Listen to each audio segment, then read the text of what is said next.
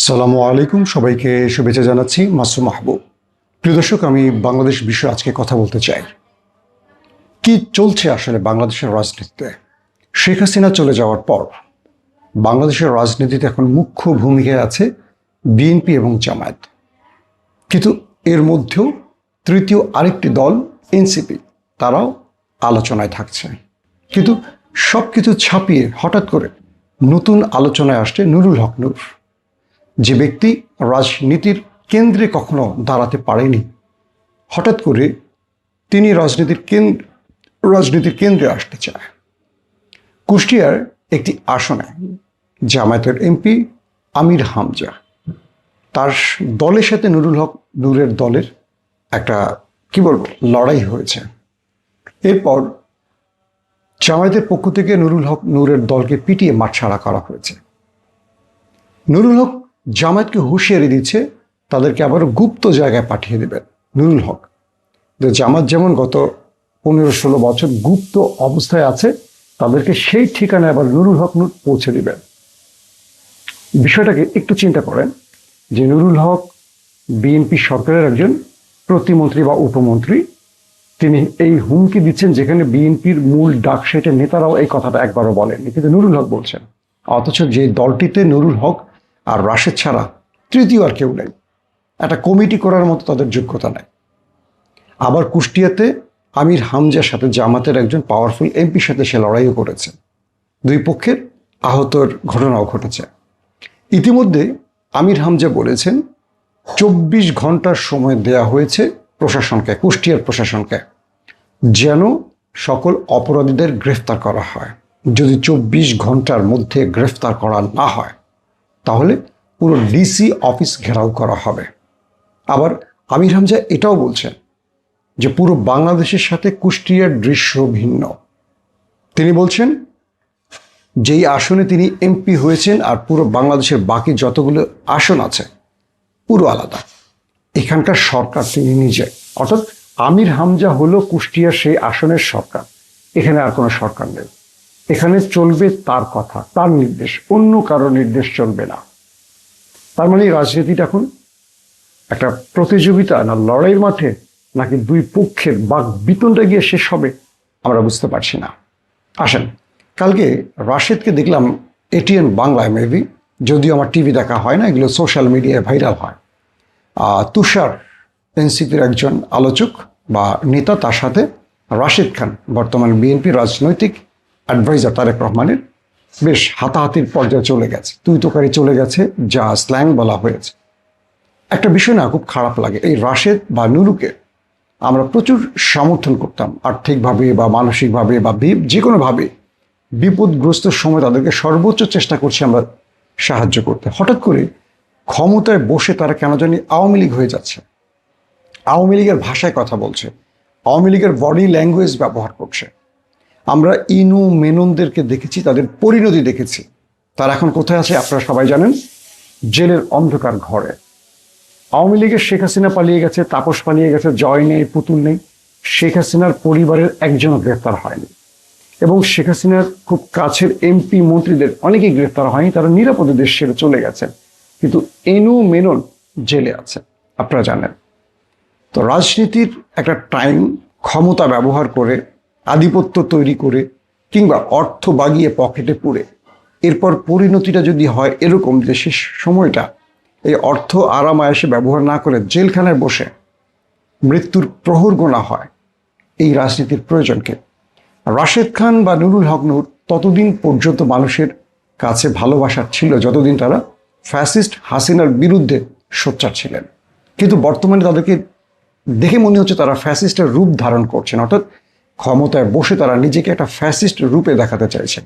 তবে সবচেয়ে দুঃখজনক ব্যাপার হলো এই লোকগুলোকে বিএনপি তাদের ঘরে নিয়ে আসছে। যে বিএনপি গত 18 বছর জনপ্রিয়তার 1 নম্বরে ছিল, বা জালিমের জুলুমে বিএনপি এতটা নিষ্পেষিত ছিল যে মানুষের ভালোবাসা বিএনপির দিকে ছুটে গেছে বলে বাংলাদেশের ইতিহাসে ফেয়ার নির্বাচনে বিএনপি সর্বাধিক আসন পেয়েছে। সেই দলটির উপর থেকে মানুষের আস্থা ক্রমান্বয়ে কমছে। আপাত দৃষ্টিতে সোশ্যাল মিডিয়াতে এই দৃশ্যগুলো চোখে পড়ছে। ভালো করে খেয়াল করবেন যে সোশ্যাল মিডিয়াতে বিএনপির পক্ষে ন্যারেটিভ খুব কম আছে। মানুষের লেখালেখি বা মানুষ যারা ব্লগিং করছে বা যারা ন্যারেটিভ উৎপাদন করছে বা যারা এক কথা মোটিভেশন করছে, চারদিক থেকে দেখবেন বিএনপির পক্ষে কথা বলার শক্তি কমে যাচ্ছে। বিএনপিকে কেউ কেউ আওয়ামী লীগের জায়গায় বসাচ্ছে। এটাকে বিএনপিকে মনে রাখতে হবে। কথাটা কেন বললাম? আওয়ামী লীগের আমলে যখন আমরা কথা বলতাম, জামায়াত বা বিএনপি বা আদার্স দল যারা আওয়ামী লীগের জোটে ছিল না তারা খুশি হতেন, বাহবা দিতেন। আর জামাত আমাদের আওয়ামী লীগ আমাদের খুঁজত গ্রেফতারের জন্য, যে কারণে দেশ ছেড়ে পালাতে হয়েছে। এখন যখন আমরা কথা বলছি, হয়তোবা জামাত বা আদার্স এনসিপি খুশি হবে, বিএনপি অখুশি হবে। তো বিএনপি তো চিরকাল ক্ষমতা থাকবে না, কোনোদিন বিএনপি আবার বিদায় নেবে। আবার যখন আমরা সরকারের বিরুদ্ধে কথা বলবো, বিএনপি বাহবা দেবে। আসলে সত্য কথার সবচেয়ে বড় জ্বালাটা হলো সবাইকে খুশি করা যায় না। বাস্তবিক অর্থে আসল প্রেক্ষাপট তুলে ধরার অর্থ হলো কেউ যেন ভুল করার আগে আয়নায় নিজেকে দেখে। তাই আমরা এই কথাগুলো বলি। আমরা চাই না কোনোদিন যেন বিএনপি আওয়ামী লীগের রূপে দাঁড়ায়। তাহলে আমাদের আত্মহত্যা ছাড়ার পথ থাকবে না, কারণ এটার সাথে আমাদের রক্ত, আমাদের ঘাম, আমাদের পরিশ্রম, আমাদের ভালোবাসা মিশে আছে। তাই এই কথাগুলো বাধ্য হয়ে বলছি। ধরুন ডাকসুর বর্তমান যারা নির্বাচিত প্রতিনিধি সাদিক ফরহাদরা একটা জব ফেয়ার করেছে। চীনের প্রায় 31 থেকে 35টির মতো প্রতিষ্ঠান সেখানে এসছে। 430 জনের চাকরি কালকে এক ফেয়ারে হয়ে গেছে এবং এদের বেতন 1 লাখ, 1.5 লাখ, 2 লাখ, 2.5 লাখ, 3 লাখ পর্যন্ত নির্ধারণ করা হয়েছে। অর্থাৎ ডাকসু যে জব ফেয়ারটি করেছে চীনের বিভিন্ন বেসরকারি প্রতিষ্ঠানকে এনে, যেটা বললাম 31টির মতো প্রতিষ্ঠান মেবি অংশ নিয়েছিল, সেখানে সরাসরি ইন্টারভিউর মাধ্যমে 430 বা 431 জনের মতো, 430ই ধরলাম, আমাদের বেকার যুবক ভাই বোনদের জব হয়েছে। এরা মধ্যপ্রাচ্যে যে খাটনি খাটে এরকম না। মধ্যপ্রাচ্যে মানুষের বাগান পরিষ্কার করে, টয়লেট পরিষ্কার করে, কারো গাড়ি ড্রাইভ করে, কারো বাচ্চা পালে, এইরকম কাজ নয়, প্রথম শ্রেণীর কাজ। ফরহাদের একটা কথা আমার ভালো লাগছে, যে বাংলাদেশে আমাদের ভাই বোনেরা বিদেশে গিয়ে গাধার মতো খেটে রেমিটেন্স পাঠায়, আর বিদেশিরা এই দেশে এসে ভালো জবে ঢুকে হ্যান্ডসাম স্যালারি নিয়ে সেই দেশে ফেরত চলে যায়, আর আমাদের বেকাররা এই দেশে বসে জব পায় না। এবার আমরা সেই উদ্যোগটা নিতে চাই, আমাদের মেধাবীরা আমাদের দেশেও জব পাবে, বিদেশেও পাবে, সেটা মেধার মাধ্যমে এবং সম্মানজনক। এবং কালকে পুরো ঢাকার টিএসসিতে অজস্র মানুষ, হাজারো মানুষ জড়ো হয়েছে চাকরির জন্য, এবং এটি ডাকসুর ইতিহাসে একটা অন্যতম নজির স্থাপন করলো ডাকসুর বর্তমান প্রতিনিধিরা। কিন্তু আফসোসের বিষয় কি জানেন? এখানে একাধিক মন্ত্রীকে দাওয়াত দেওয়া হয়েছে, তারা আসবেন কথা দিয়েও আসেন। ডাকসুর শিক্ষকরা আসবেন বলেও আসেনি, কারণ উদ্যোগটা ডাকসুর বর্তমান প্রতিনিধিরা নিয়েছে যারা শিবিরের প্যানেল থেকে বিজয়ী। তাহলে এই দেশটা আবারও সেই পক্ষে বা দলে বিভক্ত হয়ে যাচ্ছে। এই দেশটায় ভালো কিছুর পক্ষে কেউ দাঁড়াবে না। আজকে শিবির যে কাজগুলো করেছে নিঃসন্দেহে ভালো কাজ, কালকে ছাত্রদল আবার এখানে নির্বাচিত হবে, তার চেয়ে ভালো কাজটা আমাদের ছাত্রদলের ভাইয়েরা করবে। এটাই তো প্রতিযোগিতা হওয়ার কথা, নাকি ছাত্রদল ছাত্রলীগের কাজ একটাই, মূল দলকে সাপোর্ট দেয়া, বিক্ষোভ করা, পটকা মারা, বোমা মারা, গণরুম তৈরি করা, মধুর ক্যান্টিন দখল করা, অমুকের উপর টর্চার করা, প্রত্যেকদিন রুটিন করে মিছিল করা। এটা কি ছাত্রদের কাজ? নাকি ছাত্রদের কাজ ছাত্রদের অধিকার নিয়ে কাজ করা? যে শিবির ঢাকা বিশ্ববিদ্যালয়ে নিষিদ্ধ ছিল, সেই শিবির 5 তারিখের পর ফ্রি ফেয়ার ইলেকশনে পুরো প্যানেল বিজয় লাভ করেছে। এতে কি আপনারা অবাক হন নাই? পুরো বাংলাদেশের যতগুলো বিশ্ববিদ্যালয় নির্বাচন হয়েছে প্রত্যেকটা শিবির ফুল প্যানেলে বিজয় লাভ করেছে। আপনারা কি অবাক হননি যে শিবির 5 তারিখ পর কি চমক দেখিয়েছে? তো এই শিবিরকে আপনারা সোশ্যাল মিডিয়া দিয়ে বা বিভিন্ন রকম ন্যারেটিভে আটকাতে পারবেন না। কারণ কি জানেন? মানুষ চোখে যা দেখে সেটাকে বিশ্বাস করে, ন্যারেটিভে বিশ্বাস করে না। তাহলে কি করণীয়? শিবিরের চেয়ে বেস্ট কিছু আপনাকে করতে হবে। যদি সেটা না পেরে আপনি মারেন, ওইটাকে বানচাল করেন, ওখানে হামলা করেন, ওখানে অস্ত্র, ওই যে হেলমেট পরে ছাত্রলীগের মতো লাঠিসোঁটা পাইপ নিয়ে হামলা করেন, আপনার জনপ্রিয়তা কমবে। বাংলাদেশে আওয়ামী লীগের সেই রাজনীতি আর চলবে না। এটা আওয়ামী লীগ বিদায় করে দিয়ে গেছে। জুলাই অভ্যুত্থানে বাংলাদেশ যে দৃশ্য তৈরি করেছে বা যে দৃশ্য দেখেছে, এরপর সেই রাজনীতিতে হেঁটে আর কেউ সফলতা পাবে না।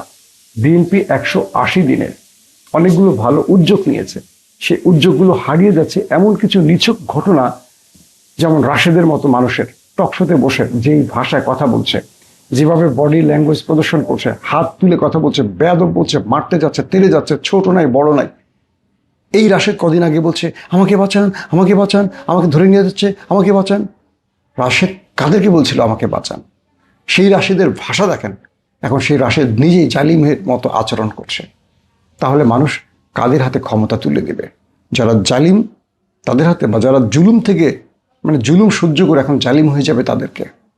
বাংলাদেশের মানুষ রাজনীতি নিয়ে এখন যথেষ্ট ভাবে। যাদের ফার্মের মুরগি বলি, যাদেরকে আমরা ডিজিজ বলি, যাদেরকে আমরা টিকটক প্রজন্ম বলি, তারা হাসিনাকে সরিয়েছে।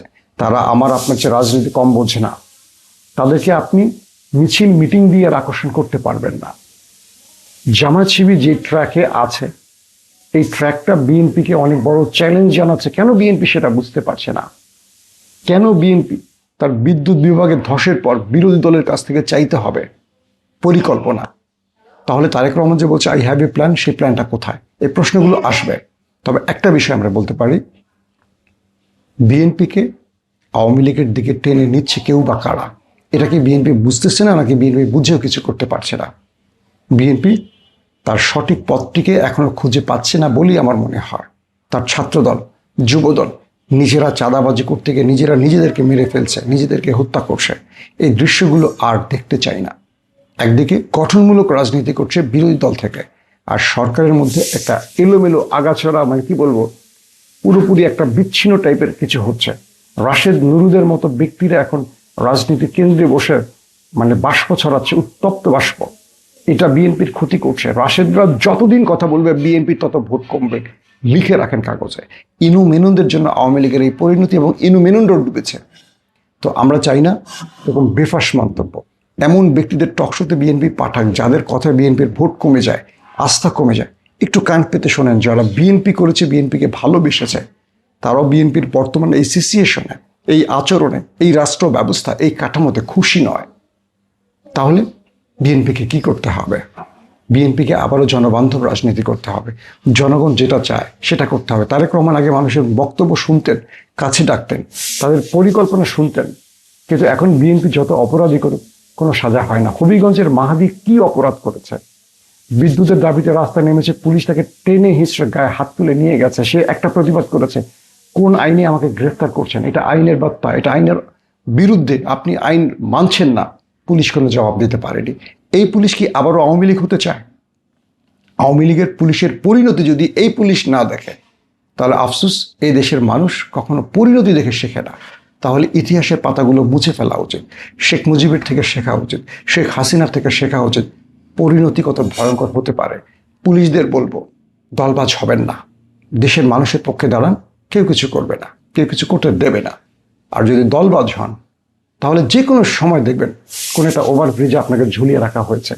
কারণ মানুষ রাজপথে নেমে গেছে, মানুষ রাজপথে নামতে শিখেছে, মানুষ সরকার পতনের খেলা শিখে গেছে।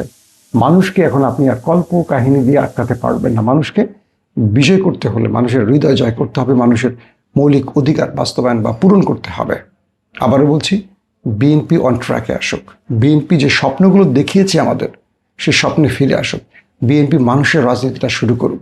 পূর্বের বিএনপিকে আর দেখতে চাই না। আমরা নতুন এক বিএনপিকে দেখতে চাই, যেটা হবে তারেক রহমানের সবার আগে বাংলাদেশের সেই মূল পলিসি। তারেক রহমান যে স্লোগানটি দিয়েছেন, সবার আগে বাংলাদেশ, সেই বিএনপিকে আমরা দেখতে চাই, যাদের কাছে সবার আগে বাংলাদেশ। আল্লাহ হাফেজ।